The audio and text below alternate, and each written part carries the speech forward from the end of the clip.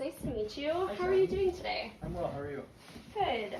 So I hear you were recently in the hospital for a COPD exacerbation, and you're looking for some ways to learn to help prevent this from happening again in the future. Yes. Yeah, okay. So one of the main focuses I'm going to talk about today is preventing your risk of exacerbation by decreasing your risk of infection. So infection is one of those major causes that can put you into a flare-up or an exacerbation of your symptoms. So by decreasing our risk of infection, we'll decrease that risk of exacerbation. Does that make sense? Yeah. Okay. So one of the first things you can do to help reduce your risk of infection is good, proper hand hygiene. This is something you can implement on your own. It's really easy to do, and it really helps.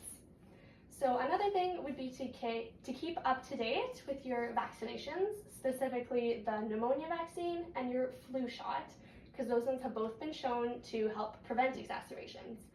Do you know if you have those vaccines? I think I have the pneumonia. I don't get flu shots every year. Okay, so it is really highly recommended to get that flu shot and keep up with it every year.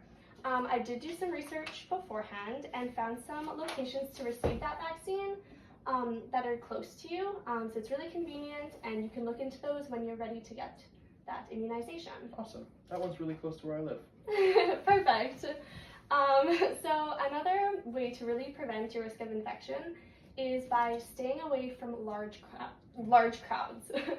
So with highly populated areas, there's just more risk of getting illnesses from people passing by. You're just with more people, just higher risk for transmission.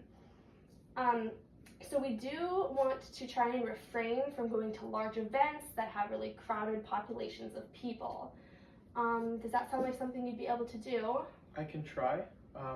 If I do find myself somewhere like Country Fest, how could I prevent that? Yeah, so I did see that you recently attended Country Fest, and that's something you're really interested in. Yeah? Okay. So I do have some ideas in case you do want to attend these events, because I do understand how much fun it can be, coming from Dauphin myself. So one of them would be keeping up with that really good hand hygiene when you're at those events. Another would be to try and keep to yourself more.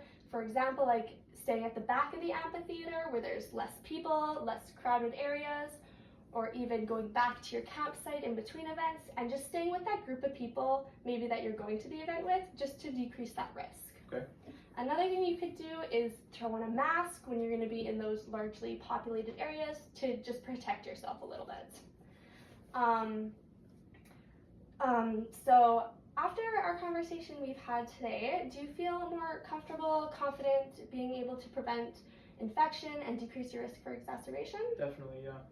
Yeah, so just to reiterate some of the ideas we've talked about, do you think you could name a couple of the ideas we've discussed and ways to prevent infection? Yeah, for sure. Regular immunization and trying to stay away from bigger groups of people, for sure. Yeah, perfect, James. Okay, so the last thing I have for you here is a little document, just 2 pages, and it's about exacerbation of COPD. And I've gone through and highlighted some of the areas that we've talked about today, and especially that section on prevention, just to have something to refer back to in case you kind of forget some of the ideas we talked about today. Fantastic, that's awesome. Do you have any further questions for me? No, I think you covered everything really well. Thank you. It was very nice to meet you. Thanks, Abby. See you.